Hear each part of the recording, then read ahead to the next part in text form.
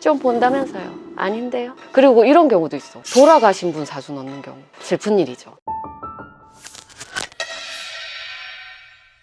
안녕하세요 선생님. 오늘의 키워드는 무당입니다. 제가 알기로는 선녀님은 약간 무당 쪽에서도 영철학 쪽이라고 들었어요. 네, 맞습니다. 무당분들은 보통 이제 그런 신내림을 받는다고 하잖아요. 선녀님의 그런 신내림 스토리를 조금 한번 들어보고 싶어요. 저는 교회를 10년 다녔었고요. 내림은 20대 말.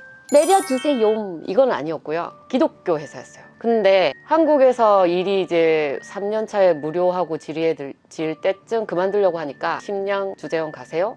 그래서 갔어. 그 중국 가면 찐빼이라고 봉고차가 있거든요. 그것만 타면 차가 쫙 쪼개지면서 나도 쫙 갈라질 것 같은 자꾸 환영 같은 게 보이고, 오 이러다 차 타고 죽나나? 그리고 계단 내려가면 휙 뒹굴러져서 막 온몸이 관절이 다 부러서 죽을 것만 같고, 이상한 이런 느낌이 있었거든요. 가인 울림이 오더라고. 갑자기요? 한날은 이 천장만한 그 반지의 제왕 엘프 같은 사이즈 할머니 한 분, 젊은 남자 한 분이 나 이 침대에 누워있는데 손을 줘 이러시더라고요. 그래서 기분 이상하다. 엄마한테 전화를 했죠. 엄마도 자꾸 그 당시에 내가 피 흘리는 꿈을 꾸신다고. 그래서 불시에 이제 스케줄을 잡고 한국으로 돌아갔죠.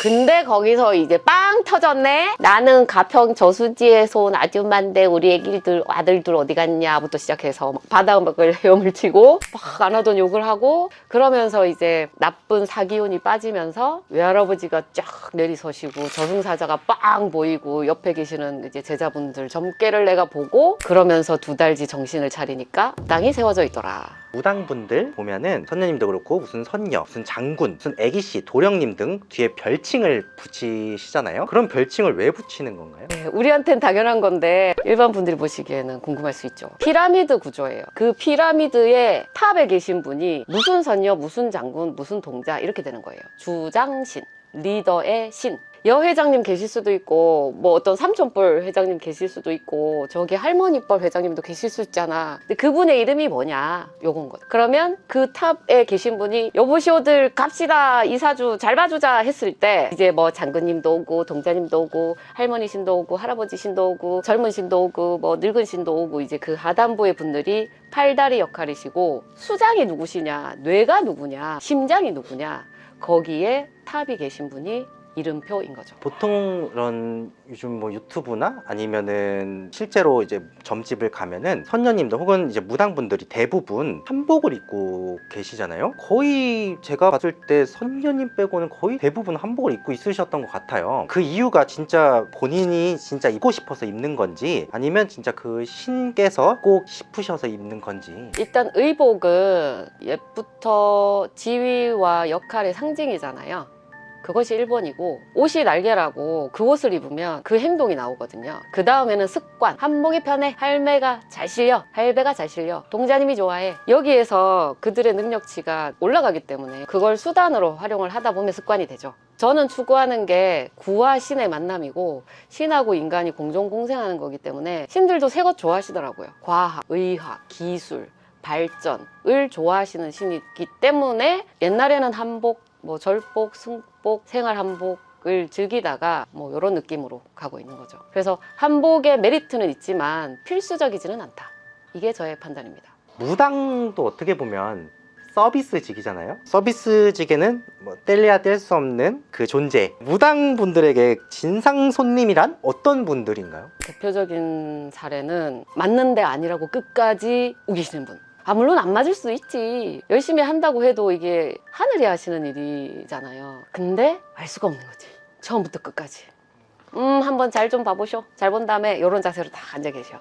처음부터 끝까지 아니래. 어떡하지? 어느 날 어렸을 때는 저희랑 사대가 안 맞으시는 것 같으니까 그냥 가시죠. 그러면서 이제 상담료 물러드리고, 근데 또 까지 아니라고 하시고 갔거든? 그래서 오늘 내가 뭐 잘못했나, 일진이 꼬였나, 왜 이러지? 근데 또 그분이 손님 모시고 와요. 그런 케이스가 진상 아닌 진상이 될 수도 있죠. 어떡하지? 이런 공이 좀 힘들죠. 1시에 2시에 술 한잔 드시고 선녀님 하고 이제 문자가 옵니다. 어릴 때는 당황도 하고 화도 나고, 근데 어떻게 힘들어서 어디 얘기할 데 없으니까 그럴 때는 이제 좋게 말씀드리죠.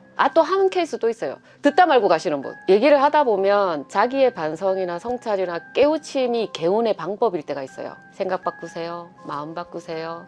감정을 다시 한번 재해석해 볼까요? 과거를 다시 재해석해 볼까요? 능동적으로 삽시다. 속이 중요한 거야. 이거를 여보세요 두드리고 들어가겠습니다. 제가 좀 속 깊이로 들어갈 테니 괜찮으시겠습니까? 라고 물었어요. 그랬더니 괜찮으시대. 근데 들었더니 타격 오거든? 근데 이걸 못 감당하는 손님이셨어요. 힘드셨나 봐요. 가방 들고 바로 가시는 거야. 진상이라기보다 저도 상처받았죠. 사실은 진상보다는 안타까운 거죠. 용기 없음, 두려움, 인정하기 싫음, 그 다음에 외로움, 혼자임, 초라함, 누군가가 필요함. 이유를 아니까 처음에는 혹하죠. 근데 나중에는 그냥 힘드신 건가 보다. 그냥 그런 부분 어필해드리면 더 이상 힘든 건 없었고요. 이런 경우는 있었어요. 상담하고 갔는데 꽤나 시간이 지나서 잊혀진 존재인 줄 알았어요. 근데 새벽 2, 3시쯤에 문자가 와. 선녀님 그때 상담한 암흑의 이유인데 제가 이제 살 일이 없어서 이제 죽을 준비가 끝났대요. 수면제 준비됐고요. 번개탄 준비됐고요. 모든 게 준비되고 나니까 제가 떠올랐다는 거예요. 큰일 났다. 근데 다행히도 그 대화가 며칠 뒤에 배우자분한테 발각이 된 거야. 그래서 선녀님 지금 그렇게 들킨 다음에 잘 살고 있습니다 라고 답이 왔죠. 진상이라기보단 저한테는 그냥 아픈 경험이었죠. 요즘 많은 분들이 신점도 보고 사주팔자도 보고 점도 많이 보러 가는데 점집에 가서 무당님에게 해서는 안 될 말이 있을까요? 1번 테스트. 신의 메시지 전달자 입장에서는 자기가 갑갑해서 와놓고 신을 왜 테스트하지? 신은 사랑의 존재지만 냉정도 하시거든요. 믿음이 없는 상태로 신한테 오시면 신은 좀 이거 뭐지? 이런 자세로 돌입하세요. 상담료 값은 할 테니까 서로 깨벗고 만납시다. 솔직합시다. 정확합시다. 사심 없읍시다가 신의 기본 자세거든요. 근데 좀 본다면서요. 아닌데요. 그리고 이런 경우도 있어. 돌아가신 분 사주 넣는 경우. 테스팅이거든요. 슬픈 일이죠. 그냥 담대하고 당당하게 그리고 어린 양처럼 잡아먹지 않아. 테스팅. 그거 외에는 없는 것 같습니다. 이런 사람은 절대 점을 보러 가면 안 된다. 그런 사람이 있나요? 역으로요. 이런 분들이 점을 보러 오지 않더라를 제가 말씀드릴게요. 자기 메타인지 안 되시는 분, 객관화 안 되시는 분, 주제 파악 안 되시는 분. 문얘기가 나오면 상처받거나 공격적으로 느껴지시니까. 그 다음에 용기 없는 분, 인정할 용기 없는 분. 그 다음에 자기 자신이 변화하기 싫은 분. 요 정도이신 것 같아요. 이런 분들은 보러 오지 않더라. 또 있어. 숨기는 비밀이 많으신 분. 누설되고 발각되면 감당이 안 되니까. 우리 지인이나 친구나 가족한테는 할 수 없던 얘기를 누군가한테 발설하면 고해성사거든요. 거기에 대한 두려움, 염려 때문에 못 오시는 거죠.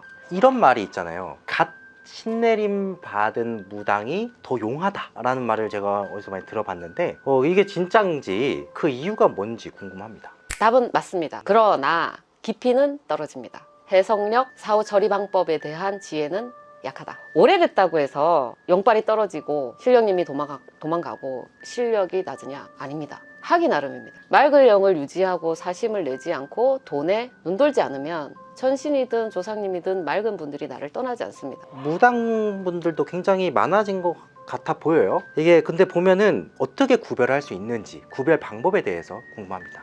현재와 미래를 위한 해법에 과거가 필요할 때 제시하시는 분이면 옳은 분. 과거를 들춰서 현재를 공격하고 미래를 불안하게 해서 공사 치르고 일 치르고 빌라는 순환으로 쓰시는 분은 NO. 전 이게 중요하다고 생각해요. 위로, 확신, 편안함 때문에 이 자리에 오실 거거든요. 자, 근데 이걸 안 해주시는 분이면 갈 필요가 없는 거죠. 현재 이 자리에 온 것은 미래를 궁금해서입니다. 미래를 맞추는 분이 저는 찐이라고 보거든요. 무당분들도 어떻게 보면 언젠가는 일반 사람들처럼 돌아가시겠죠? 근데 만약에 그 무당이 돌아가시면 그 안에 신분들은 어떻게 되는 건가요? 사실은 알 수 없는 부분이지만 신은 그들의 숙제가 있으실 거란 말이에요. 저는 저의 숙제, 그들은 그들의 숙제. 나와 함께 숙제와 업을 마치신 분은 천상으로 가시겠죠?